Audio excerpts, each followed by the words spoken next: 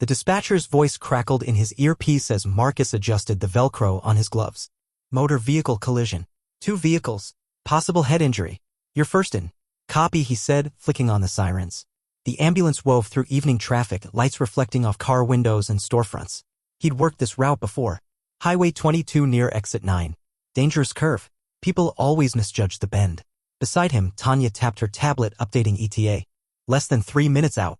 Marcus nodded, eyes forward. Let's hope it's not too bad. The crash was visible before they turned off the exit. One SUV on its side. Another vehicle with its hood crumpled, smoke rising in soft, gray coils. No police yet. No fire. He pulled the ambulance over. Grabbed the kit. Let's move. They ran. A woman was slumped over the steering wheel of the smaller car. Airbag deployed. Conscious dazed? Tanya went to her. Marcus headed toward the overturned SUV. That's when the police cruiser screeched to a stop. Door flung open. Hey, the officer shouted.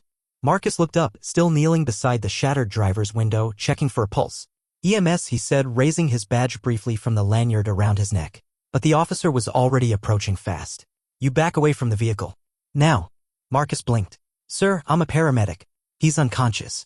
I need. Step back. Hands where I can see them. The SUV driver moaned. A deep, struggling breath.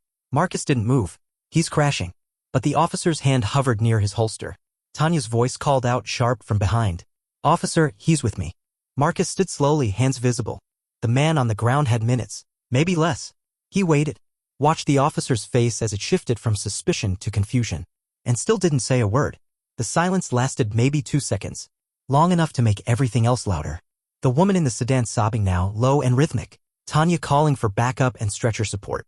The whir of the overturned SUV's engine still trying to turn over. And Marcus, standing still. The officer blinked, looked down at Marcus's uniform for the first time, dark navy, embroidered patch on the shoulder. The lanyard ID now swinging slightly in the breeze. You're EMS. Marcus didn't answer right away. He knelt back down, pressed 2 fingers to the man's neck. Faint. Thready. We need to stabilize his spine and get him out. He's breathing, but barely. Tanya, he called without turning his head, I need the collar and backboard. Now. The officer stepped back, just a little. Like he wasn't sure if he was supposed to help or just get out of the way. Tanya jogged over, eyes flicking between the 2 men. She handed Marcus the collar, crouched without hesitation. The officer still stood there, watching. Sorry, he muttered. I thought you were a... Marcus didn't look at him. He didn't nod. He didn't wave it off. He just kept working. Help me roll him, he said to Tanya. They moved as a unit. Years of practice. Efficient. Focused. Nothing wasted. The officer hovered behind them now, silent, hands by his sides. Marcus didn't ask for help. Didn't need to. He just did the job. And made sure the man lived. Once the patient was secured on the stretcher, Marcus gave a short nod. Tanya took over the airway, holding the mask firm as they wheeled him toward the ambulance. BP's dropping, she called out. 70/40. We need to move. Marcus jogged beside the stretcher, one hand gripping the rail, the other adjusting the 4-line. The officer followed a few steps behind, slower now. Watching. At the ambulance doors, Marcus paused to stabilize the bag, recheck vitals. The patient was still unconscious. Breathing shallow. Get him to county, Marcus said. Page trauma on arrival. Tanya nodded. You riding? Marcus hesitated. No. I'll meet you there. She climbed in. Doors slammed. Siren snapped on. They were gone. Marcus stood by the empty roadway, sweat beading on his forehead despite the cool air. The officer approached again, slower this time. His voice dropped, almost quiet. I didn't know. You were dressed. I just assumed. Marcus turned, finally meeting his eyes. I was wearing a uniform. Carrying medical gear. Kneeling beside a wreck. The officer's face twitched. Yeah, but, from the back. I wasn't sure. Marcus didn't reply. Didn't need to. They both knew what he meant. What he was trying not to say. The officer rubbed the back of his neck, suddenly awkward. You saved his life. Marcus nodded once, clipped. That's the job. Another pause. Then Marcus stepped away, heading for his rig to pack up. The officer stood there a moment longer, hands in his pockets now, watching a man he had misjudged do exactly what he had been trained to do, without ever raising his voice. Marcus popped the rear hatch of the response unit and began reorganizing the scattered supplies. The splint kit had slid to the side during the turnoff. Gauze wrappers littered the floor. He moved slowly, methodically, hands steady even though his jaw was tight. Behind him, footsteps again. The officer. Can I ask you something? Marcus didn't turn around. You can try. A short breath. Maybe a laugh. Or maybe just nerves. Why didn't you say anything? I mean, You could have called me out. Made a scene. Marcus shut the drawer softly. Would it have changed anything? The officer was quiet. Marcus turned, leaning one arm on the side of the rig. I've been doing this 12 years. 5 in this city. First responder, certified trauma lead. I've walked into scenes bloodier than this one. Never once stopped to ask if someone thought I belonged. He paused. But I remember every time someone made it clear they didn't think I did. The officer looked down at his boots. I'm not trying to justify. Don't. The word cut cleanly. No anger. Just finality. Just ask yourself what you saw when you pulled up. Not what I was doing. What you saw. The officer swallowed. I saw a black man next to a wrecked car. Marcus nodded once. Exactly. The officer shifted his weight. I was trying to secure the scene, he said, almost like he was reminding himself. Didn't know if there was a threat. Marcus closed the last compartment of the rig, latched it carefully. There was a dying man in a car. No gun. No fight. Just me, doing chest assessments. He stepped away from the vehicle, walked a few feet toward the roadside. The officer followed, slower now, as if uncertain whether he was still invited into the moment. Marcus looked out toward the curve in the highway. Faint tire marks arced across the asphalt, evidence of panic, maybe a misjudged speed. They say implicit bias isn't personal, Marcus said, voice low. That it's just instinct, training, how we're conditioned. He turned back to the officer. But when you're the one it lands on, it feels real personal. The officer's face was unreadable, like someone flipping through a mental playbook and realizing there's no script for this. I'll be honest, he said. I don't know what to say that won't sound hollow. Marcus nodded slightly. Then maybe don't say anything. Just don't forget it. He stepped past the officer, heading back toward the front seat of the response unit. Not fast, not dismissive, just done. And for the first time since arriving, the officer didn't follow. He stayed there, still, watching. Marcus sat in the driver's seat with the door still open, one hand resting on the wheel. The adrenaline had faded, but something heavier lingered. Not anger, he was used to these moments. Too used to them. But it always left a weight. The kind you didn't talk about in break rooms or at post-call debriefs. He looked down at his gloves, then pulled them off slowly, tossed them in the small trash bin beside the console. From his side mirror, he could still see the officer. Now standing near the curb. No radio in hand. No clipboard. Just watching the place where Marcus had knelt to save a life. The ambulance was long gone. The woman from the other car had already been cleared by another unit. The scene was technically over. But it didn't feel over. Marcus leaned back, closed his eyes for a second. He wasn't waiting for an apology. He didn't expect one. But he knew something had shifted. Not in the officer necessarily, but in the way silence had replaced certainty. In the way doubt had crept in. That was something. Small, but real. He opened his eyes again, reached for the radio. Base, this is Unit 5. Scene's clear. Returning to station. The voice on the other end acknowledged, casual as ever. But Marcus knew this wasn't just another call. For someone else tonight, the story had already begun to change. Back at the station, fluorescent lights buzzed overhead as Marcus sat at the terminal. He typed slowly, carefully. Not because he was unsure he'd done this 1,000 times, but because this one mattered. Incident report, MVC, Highway 22, Exit 9. He filled in the medical details first. Time of arrival, vitals, observed injuries, interventions, transported to county trauma. Then he paused. There was a field labeled additional notes. Normally, he left it blank. Not tonight. He typed, initial delay in patient contact due to interference from responding officer. Misidentification of EMS personnel led to a 30-second delay during initial assessment. Patient outcome unaffected. Recommend interagency training on scene coordination and recognition of medical responders. He didn't use names, didn't editorialize, just facts. Typed, reviewed it, then clicked, submit. He leaned back in his chair, the screen glowing quietly in front of him. Tanya walked in, still in uniform, sipping a paper cup of coffee. She glanced at the screen. Write it up. He nodded once. Good, she said. Not your job to carry that for him. He didn't answer. Didn't need to. Some things, once written down, stopped being just yours to hold. Officer Raines sat in his cruiser outside the station, engine off, fingers tapping the steering wheel. He hadn't planned to stay after clearing the call, but he hadn't driven away either. Something about the look in the paramedic's eyes, steady, tired, not angry, had stuck. That and the silence. The kind that didn't let you off the hook. He pulled out his phone, opened the department's internal system, searched the call log from earlier that evening. Marcus Davis, paramedic. The name matched the ID. Then he clicked on the incident report, scanned the lines. Stopped at the additional notes. Misidentification of EMS personnel led to a 30-second delay.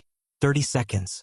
It didn't sound like much, but it was enough to cost someone everything if they were bleeding in the wrong spot.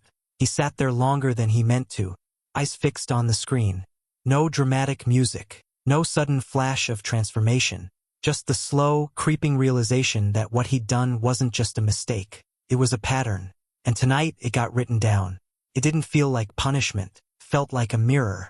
The next morning, Marcus walked into the station early. Shift change hadn't happened yet. The hall was quiet, lights dimmed low. He liked it that way, before the noise, before the jokes and grumbles of a new day.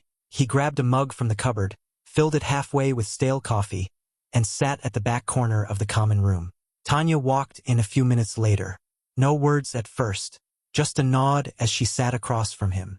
"You sleep?" she asked. "A little." She sipped from her thermos. "They saw your report." "I figured." He didn't say it with pride or bitterness, just acknowledgement. "They'll probably have to do a review," she said. "Might reach out to you." "I hope they do." She looked at him. "You want that kind of heat?" He stirred his coffee, eyes on the slow swirl. "No. I want accountability." A pause. Then Tanya leaned back. "I ran into Rains in the lot last night, just standing there. Didn't say much. But he looked like someone who saw something for the first time." Marcus didn't smile, but something in his shoulders loosened. "Maybe he did," he said. "Sometimes, a mirror's the only thing that tells the truth." And with that, they drank their coffee. No speeches, no praise, just quiet, and something like progress. 2 days later, Marcus was called into a meeting. Not unusual. He'd been through post-incident reviews before, usually brief, routine. But this time, the tone was different, polite, careful. He stepped into the room and found Lieutenant Graves from the police department already seated, clipboard in hand, neutral expression. A department liaison sat beside her. Someone from risk management took notes, and across from them, Officer Rains. He looked up when Marcus entered. No smugness, no defensive posture, just quiet.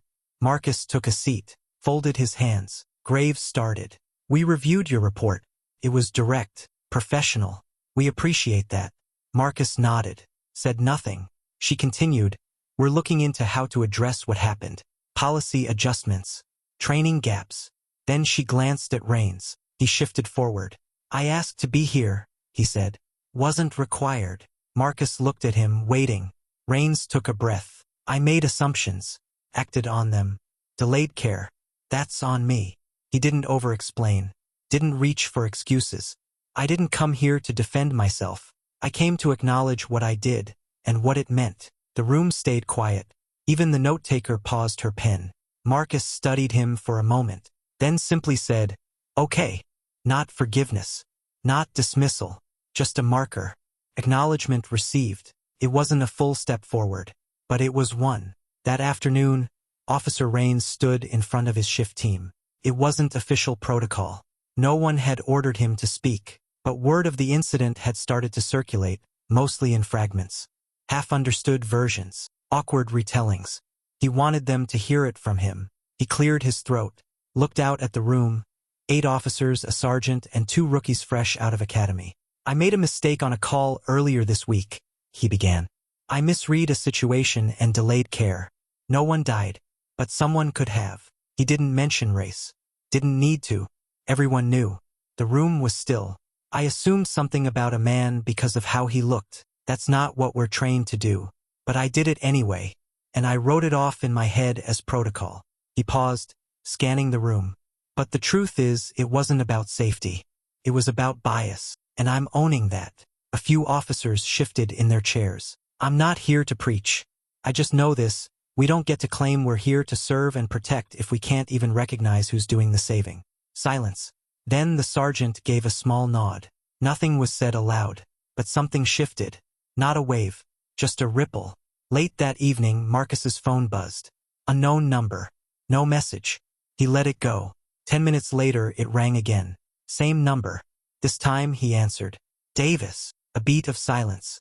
Then, hey, it's Rains. Marcus said nothing. Rains continued, his voice quieter now. I wanted to say something I didn't in the meeting. Another pause. I talked to my team today. Told them what happened. What I did. I figured if I couldn't admit it to them, I hadn't learned anything. Still, Marcus didn't respond. Rains didn't seem to expect anything. I'm not calling to make myself feel better. I just thought you should know. Then softer. You handled it with more professionalism than I deserved, and more restraint than I probably would have had. Marcus exhaled slowly. I didn't do it for you. I know. There was no defense in his voice, no justification, just the weight of someone slowly realizing the size of the space they'd been blind to. Then, I'd like to take the next training session with your EMS team. Observe. Learn something real. Marcus let the words hang. Then finally, talk to your supervisor. Have them reach out. Already did, Rains said. They're setting it up. Click. Call ended. No thank you. No apology. Just a step. And a door nudged open. A week later, Rains stepped into the back of Medic Unit 3, clipboard in hand, wearing civilian clothes as instructed. He looked uncomfortable, not from the gear, but from the silence. Marcus stood at the rigs counter, checking equipment. Tanya sat in the passenger seat up front, watching through the mirror. We don't do ride-alongs to make people feel good, she'd told the captain earlier. If he's coming, he comes to learn. Marcus didn't greet Rains with a smile, just handed him a clean pair of gloves and pointed to a seat. Stay out of the way unless told otherwise. Don't touch anything unless asked. Rains nodded. Understood. The first call was a heat stroke. Elderly man in a public park. Routine but delicate. Marcus moved with the kind of practiced precision that looked casual from the outside. It wasn't. Rains watched closely. The second call was worse. A domestic. Frantic neighbors. A woman with a bruised cheekbone and a broken wrist. She didn't want to talk to police. Didn't even want to look at Rains when he stood in the doorway. Marcus was calm, gentle, hands steady as he wrapped her arm, whispered reassurances, gave her space. And Rains saw it, not just the skill but the trust. The way people looked at Marcus, as if they knew they were safe. No one had to announce it. It was earned. Back at the station, the rig was quiet. Supplies restocked. Reports filed. Tanya had already left. Rains lingered by the rear doors of the ambulance, helmet still in hand, not quite ready to speak. Marcus was wiping down surfaces, focused, deliberate. I get it now, Rains said quietly. Marcus didn't look up. I thought it was about authority, Rains went on. About who's in charge. But it's not. It's about presence. The way people lean toward you. Trust you. He paused, voice tightening slightly. I've worn this badge for 8 years. Thought I understood what it meant to serve. But I've never had someone look at me the way that woman did. Like I was part of the problem before I even said a word. Now Marcus looked up. Rains met his gaze. I've been the problem longer than I want to admit. Marcus didn't offer reassurance. Didn't nod, didn't soften. He just let the words sit. Rains swallowed. I'm not asking you to fix that for me. Just letting you know I see it now. What I missed. What I carried into that scene. Marcus finally spoke, voice level. Seeing it's the easy part. Rains nodded slowly. Changing it's the hard part. Yeah, Marcus said, turning back to his work. But at least now you've started. 3 weeks later, another crash. Different part of the city. Different call. But when Marcus arrived on scene, police were already there. Lights flashing. Crowd forming. He stepped out, same uniform, same calm. Approached the wreck without hesitation. EMS, he said, glancing toward the officer directing traffic. The officer, young, white, clean-shaven, nodded. They're waiting for you, sir. Drivers conscious but disoriented. Passengers worse. No hesitation. No questions about credentials. No glances at skin or uniform. Just space made. Doors opened. Inside the vehicle, Marcus got to work. Tanya was right behind him. Their hands moved in rhythm. As they lifted the driver onto the stretcher, Marcus caught sight of another officer at the edge of the crowd. Rains, watching quietly, not intervening, just present. And this time, no clipboard, no words, just a slight nod as their eyes met. Marcus didn't return it, didn't need to. He turned back to the patient, checked the monitor, gave a signal to Tanya. As the ambulance doors closed, the neighborhood around them buzzed back to life. People talking, lights flickering, questions rising. But inside that rig it was still, efficient, focused, unshaken. Just a man doing his job. Respected now. Not because of who he proved he was, but because someone had finally learned to see him for who he'd been all along. And for once, that was enough.